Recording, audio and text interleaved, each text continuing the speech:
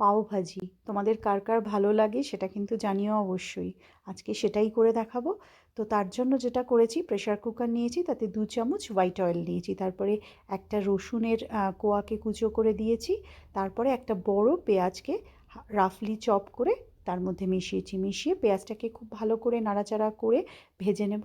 দেব নুন, আর দেবো 1 চামচ হলুদের গুঁড়ো, 1 চামচ কাশ্মীরি লাল লঙ্কার গুঁড়ো, আর 1 চামচ ধনে গুঁড়ো, আর 1/2 চামচ জিরে গুঁড়ো। এই দিয়ে বেশ কিছুক্ষণ পেঁয়াজটাকে নাড়াচাড়া করব।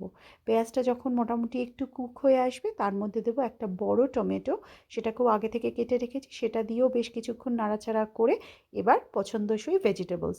তো আমি যে ভেজিটেবলসগুলো ইউজ করি আমি সেগুলোই বলছি। সেগুলো হচ্ছে বিট, গাজর, বিটটা অবশ্যই দেবে, কালারটা খুব ভালো আসে।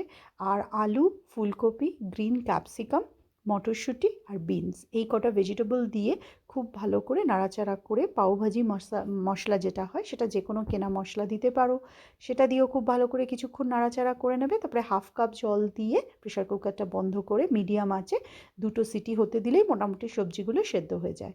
তারপর প্রেসারটা বেরিয়ে গেলে তোমরা কি করবে, তোমাদের কাছে যদি ম্যাশার থাকে সেটা দিয়ে খুব ভালো করে ম্যাশ করে দেবে, এটা হচ্ছে মেন। তো করে দিয়ে মোটামুটি ওইটা রেডি। আর আমি যেটা করি, আর একটা কড়াইয়ের মধ্যে 1 চামচ মতন বাটার দিয়ে তার মধ্যে ওই ম্যাশ করা যে ভেজিটেবলসের মিক্সটা সেটা দিয়ে কিছুক্ষণ নাড়াচাড়া করি।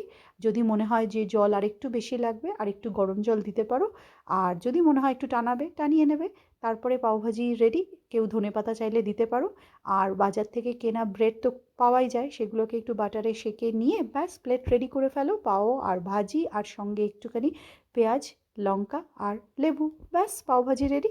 কেমন লাগলো জানাবে। Thank you.